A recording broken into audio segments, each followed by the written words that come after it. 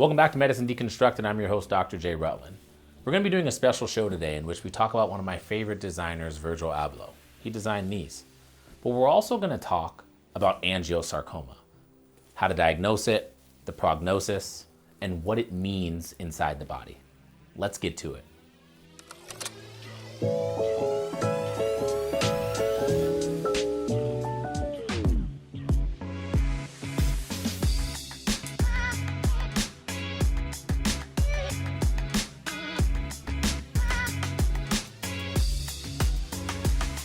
I've been collecting off-whites since Virgil's collaboration with Nike began in 2017. Here's a little bit about Virgil. He attended the University of Wisconsin and the Illinois Institute of Technology before he made these. He's actually a trained architect. He started off in the fashion world at Fendi in 2009. He was actually in Kanye West's class at Fendi. In 2017, he started this collection, the Off-White Nike collaboration, which is where my interest in Virgil Abloh actually began. Not too long after, he was named the artistic director of Louis Vuitton's menswear ready-wear line, and he continued to dominate the fashion world. And being African American in that fashion industry wasn't easy. What also wasn't easy was his diagnosis of cardiac angiosarcoma in 2019. He held that diagnosis privately. Let's get into angiosarcoma because I think it's important. Angiosarcoma is actually a cancer of the endothelial cells. All of the endothelial cells line the blood vessels. In fact, they line the entire vascular system, including that lymph tissue. Remember, the lymph tissue is where the white blood cells move throughout the entire body. It's like their freeway system, like I-5 or 405. That's how they get to the different exits of the body. Endothelial cells also retain a capacity for cell division and movement. This is meant to be helpful. So if a blood vessel ruptures, endothelial cells can divide and move to the appropriate position. They're responsible for not just repair, but also creating new blood vessels. Think about what that means. They have this ability to create new things and repair things. So if those cells become cancerous, in other words, they don't respond to anything but themselves, that becomes a huge problem. A feature of endothelial cell malignancies, of which angiosarcoma is the disruption of normal endothelial cell communication. The signals don't work anymore. They don't talk to one another. They don't respond to one another. Because they go rogue and divide, or because they create their own blood vessels, that's the issue. The angiosarcomas actually take place in the heart, and they take up space. The most common space they take up is in the right atrium. That's the part of the heart that takes blood from the body to deliver it to the lungs. This is going to create a huge problem. In fact, about 46% of these people end up having chest pain. But the most common complaint is something that I see every day. It's dyspnea, shortness of breath. And it's likely due to the heart not functioning as well.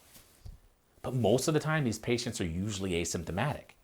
They're asymptomatic until the tumor presents late or it metastasizes to other places. The most common place this tumor is going to metastasize is actually the lung. But this is what makes it so hard, is by the time angiosarcoma is diagnosed, it's already in that late stage. The only way to really get a glimpse of it is with an echocardiogram. It's the mainstay of evaluation. You're either going to do an echocardiogram through the food pipe, your esophagus, and get a good look at that right atrium, or you're going to do it on top of the skin, transthoracically. We also suggest experts, not me, I'm not a cardiologist, evaluating the blood vessels in people who are over the age of 50. That is, evaluating the specific blood vessels that carry blood into the heart, the coronary arteries. That's extremely important because remember, the endothelial cells line those blood vessels as well. So surgery is obviously a mainstay of treatment, but when you have the surgery, the median survival is 14 months. Because it's an endothelial cell malignancy, an endothelial cell cancer, you don't really know if you cut all of it out. And that becomes the problem. There's no breakthrough medication just yet, but there will be, I'm sure, because cell communication inhibitors and agonists are being imagined very quickly at a rapid pace. But knowing all that Virgil knew about this diagnosis, and I'm sure he knew everything, probably led him to keep his diagnosis privately. He continued to live his life despite the stage of the life that he was in coming to a close. All I can say is this: take care of your body as best as you can. Eat foods from the produce section of the store as much as you eat from McDonald's and Chick-fil-A. You're only going to get one body. And just like if you were only allowed to have one car your entire life, you want to treat that car with the utmost respect to make it last. You want to do the same to your body. Make it last. I'm not telling you that doing these things is going to prevent cardiac angiosarcoma or any other malignancy. I'm just informing you that a healthy lifestyle is going to allow you to feel the best you can for the amount of time you're meant to be here. I feel horrible for Virgil's family and friends. I feel for his wife and 2 kids. He lived his life and did what he wanted to, how he wanted to do it, and he did all of this through a maximum amount of effort. He didn't grow up in Italy. He wasn't trained as a fashion icon. He was trained as an architect at Wisconsin and the Illinois Institute of Technology. He eventually became a global icon for fashion. Do what you love and love doing what you do. Jim Carrey says so many of us choose our path out of fear disguised as practicality. He also says was that you can fail at what you don't want. So you might as well take a chance on doing what you love. Virgil did that. Virgil taught me that. And he inspired me to be right here. I want to thank him for that. Rest in peace. We'll see you next time on Medicine Deconstructed. Take care. So these were probably, I think, his first shoe that he created is for Off-White, which were like obviously his most popular ones. The Euros, another Off-White, Jordan 1. Had these ones probably the longest. I think these were the first pair I actually bought. Nobody has these. And the reason nobody has these is because I actually had these tie-dyed by Sir Castletees, who is a shoe painter, designer in Raleigh, North Carolina. These were first all white, Off-White Prestos. And then I told him to tie-dye them, but I didn't want any other orange in them other than the orange tag that was here. These are that Volt, that famous Nike Volt color, Air Force One Off-White. I got another pair of Dunks coming, Off-White.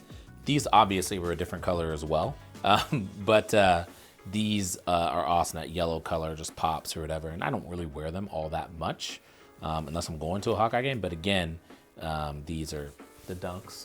You got the most recent Jordan brand. The 2s are pretty much the ugliest Jordan ever created, but he did spruce them up a little bit, and he makes it look broken here in his design. But these were great. A lot of NBA players would wear these to hoop in, play basketball in. Jamie Foxx famously wore these as well. A pair of skinny jeans. I remember that outfit, the back of my hand, but these were great as well. Again, I love these Hyper Dunks. I love the Velcro here. Another pair of Off-White Vapor Max. Again, I like the contrast of black and white. I love the contrast of black and white. Makes it look really, really good. Nice, very, very nice design here. That's it.